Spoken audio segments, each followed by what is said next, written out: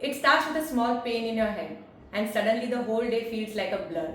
You can't handle bright light, loud sound, even thinking feels heavy. If you have ever experienced migraines, you know how deeply they can affect your daily life.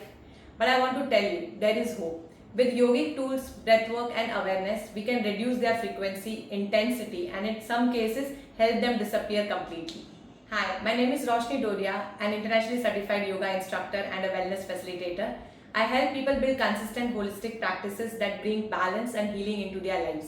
If you are new here, do subscribe and click the bell icon because I share weekly content to help you heal naturally. Let us first understand what is the migraine, triggers, and what are the yogic perspectives to it. A migraine isn't just a headache, it's a neurological condition. It often comes with pulsating pain, sensitivity to light or sound, nausea, and sometimes even aura or blurred vision. Common triggers include stress and emotional overload, lack of sleep, hormonal fluctuations, digestive issues and toxins, exposure to loud noise or harsh light, and even skipping meals or poor food choices. As per yogic wisdom, migraine is often linked to excess heat or vata imbalance in the system, emotional suppression and ungrounded energy in the upper chakras, which is Agna and Sahasrara chakra. The key is to calm the nervous system, ground the energy, and open subtle blocks. Let us now understand how yoga asanas help ease the migraine pain. Yoga helps balance the body and mind, which naturally reduces migraine intensity. It improves the blood circulation to the brain and relaxes the nervous system. Yoga also supports hormonal balance by regulating the dopamine, serotonin, and GABA levels. It stimulates the release of endorphins, which are the body's natural pain-relieving chemicals. Regular yogic practices reduces stress and improves sleep, both of which are key migraine triggers. And gentle stretches relax tension in the neck, back, and scalp, easing pressure in sensitive areas. Let us now practice gentle grounding yet cooling asanas only. Avoid fast flows or intense inversions during an active migraine. Let us now get onto the mat and practice some asanas that can help ease the migraine pain. The first asana is Paschimottanasana, which is a seated forward bend. This is forward fold which calms the brain, stretches the spine, and helps relieve tension from the back of the head and neck. For that, let us come onto the sides, extend our legs in Dandasana, pull your buttocks outside so that you can sit comfortably. Raise your hands up and stretch your hands little more up as if you are going to touch the ceiling. Breathe in here and as you exhale, slowly bend forward, and as you inhale, slowly rise up. One more time, let us practice. As you exhale, slowly bend forward, and as you inhale, slowly rise up. The second one that we are going to practice is Shishupasana, also called as Balasana or the child's pose. In this, we'll fold our legs from either sides and come in Vajrasana. Keep our palms on the mat and slowly glide forward as we exhale. Inhale and rise up again. So Shishupasana is a deeply grounding pose that relaxes the nervous system and gently relieves pressure in the forehead. The next one that we are going to practice is Bhramari and Vithilasana, which is the cat and cow posture. It promotes the spinal fluidity and improves the circulation to the head, reducing tension-related headaches. Let us keep our forearms on the mat, elbows just ahead of the knee, and at the tip of the middle finger place our palms. This will help us in come in proper alignment with our shoulders, elbows, and wrist in one straight line, and our hip and knee in one straight line. Let us now practice cat and cow pose. In this, as we inhale, look up and arch your back. And as you exhale, slowly look down, hunch your back, bringing your chin as close to the chest as possible. One more time. Inhale, look up and arch your back. And as you exhale, slowly look down, hunch and bring your chin as close to the chest as possible. Let us now practice the fourth asana, which is the Adho Mukha Svanasana, also called as the downward facing dog. It increases the blood flow to the brain and releases the tightness from the upper back and the shoulders. For that, let us come into the table posture again by keeping our forearms on the mat. Then we need to tuck our toes, lift our hips up and press our chest towards the knee, keeping our heels on the mat. If you are not able to touch your heels on the mat, that's absolutely okay. Spread your fingers for proper grip on the mat. And that was Adho Mukha Svanasana. Let us now practice Urdhva Mukha Svanasana, which is the upward facing dog. It opens the chest and throat and it improves the blood capacity, easing the built up emotional stress. To practice Urdhva Mukha Svanasana, let us again come into the table. Tucking our toes, coming in Adho Mukha Svanasana. Then slowly gliding forward and coming to Urdhva Mukha Svanasana, which is the upward facing dog.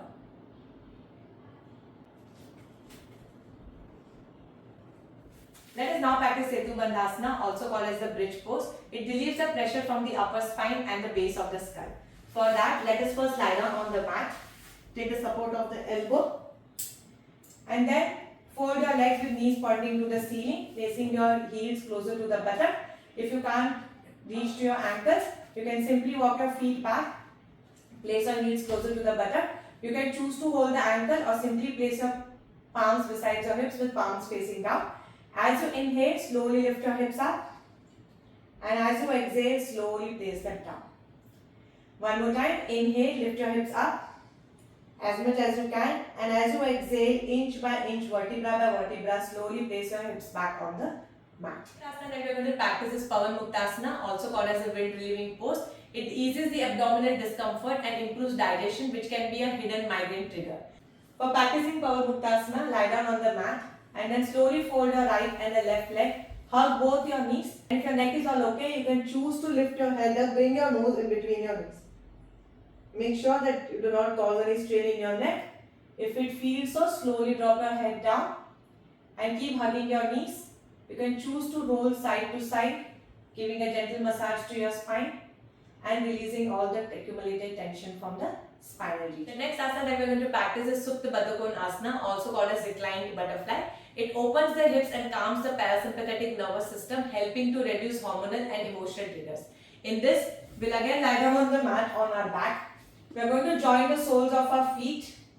Keep our hands beside the body with palms facing the ceiling and open your knees as much as you can. You can choose to keep your palms on your thighs as well. Exerting a gentle pressure, pushing the knees towards the floor. Just be mindful of your back as you do so. Do not overdo any posture. You can choose to keep your hands beside your body as well with palms facing the ceiling. Breathe in and breathe out as you hold the posture. The last asana that we are going to practice is Shavasana. It integrates the benefits of the entire practice, relaxing every cell in the body and giving deep rest and healing. For Shavasana, simply lie down on the mat and follow the 7 rules, which is keep your legs apart with toes falling out naturally. Keep your hands beside your body with palms facing the ceiling. Keep your eyes closed, nose pointing to the ceiling, and drop your entire body weight on the mat. It is also called as the corpse pose or the dead body pose. So you just lie down in Shavasana, breathing in and out and making sure that you are not tightening any part of your body. Release any tension created in any parts of your body, which will help to drop down your entire body weight on the mat. Let us now practice Vipreet Karni or legs up the wall pose. It calms the mind and restores balance to the entire nervous system. For practicing this, choose an area which is closer to the wall, and you can even choose to practice this on bed as well. For that, just sit in this posture with the legs folded and your hips attached to the wall. And then you can drop your upper body down on the mat and you can slowly place your feet on the wall. Straighten your body so that your upper body perpendicular to the wall and your legs straight on the wall. You can keep your hands beside your body with palms facing the ceiling and choose to hold this posture. Breathe in and breathe out. It's a deeply relaxing posture. Practice these asanas regularly, not just when you are in pain, because prevention is the real medicine. Let us now check some breathwork and mudras that can help ease the migraine pain. There are various breathing techniques, one which is Bhramari bee breath, which creates a soothing vibrations and calms the brain. There is one more breathing technique, Nadi Shodhana, which you may know by the name of alternate nostril breathing, or Anulom Vinulom, which balances the energy channels and reduces the tension. Let us now understand how one must practice Bhramari pranayama. It is also called as bee's breath. In this, we need to sit comfortably, roll our shoulders back, keep our spine straight, keep our hands on our knees with palms facing the ceiling, or you may also choose to adopt chin mudra, touching the tip of the index finger and thumb and keeping it on our knees with palms facing the ceiling. In this, one must breathe in deeply and while exhaling, make the humming sound. And the humming sound must prolong till you complete the exhalation. Let us practice that. Let us keep our eyes closed and with a gentle smile on our face, let us bring our attention to the tip of our nose and observe the movement of breath so that we can center ourselves in the present moment. And once you are ready, let us start with deep breathing first, taking a slow deep breath in and slowly breathe out. For practicing Bhramari pranayama, we'll continue with deep breathing. The only thing is we need to make a humming sound when we exhale, and the humming sound must prolong till we complete the exhalation. So in this, we'll breathe in deeply.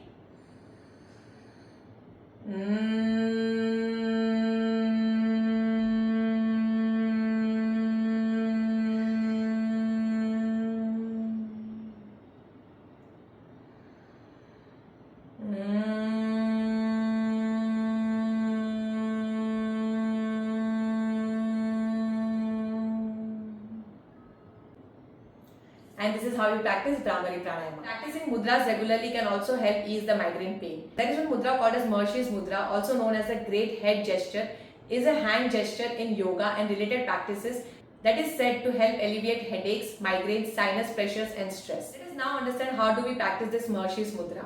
In this, we need to touch the tips of the index and middle finger to the thumb, ring finger folded towards the palm and little finger extended. We need to keep this on our knees with palms facing the ceiling. This mudra helps relieve pressure from the head and harmonizes circulation. Practice it for 5 to 15 minutes daily. Healing from migraines is not just about what you do when the pain hits. It's about how you live daily. Let us check out some supportive lifestyle practices to help ease the migraine pain. Lifestyle practices like adopting regular meal timings, checking the sleep rhythm, be it waking or sleeping early, following a sattvic diet like cooling herbs, coriander, fennel, warm meals and ghee. Avoid processed sugar, heavy caffeine and junk food. And also journaling your emotions instead of holding them in. One of my students had migraines so often that she was missing work every few weeks. After 3 months of consistent practice, yoga, breath and diet awareness, her episodes reduced dramatically. It's not a quick fix, but it helps healing. Let us now recap what we covered in the video. We understood what migraines are, what triggers them, and how yoga through asanas, breathing, mudras and lifestyle awareness can become your path to long-term relief. If this video helped you, like it and let me know in the comments what your biggest takeaway was. And drop a heart if this is something you needed today. Subscribe for more weekly tools to support your inner and outer healing. And follow me on Instagram for daily tips and gentle reminders to stay consistent. The Instagram handle link is given in the description below. Keep smiling and keep practicing. See you in my next video. Till then, Om Namah Shivaya.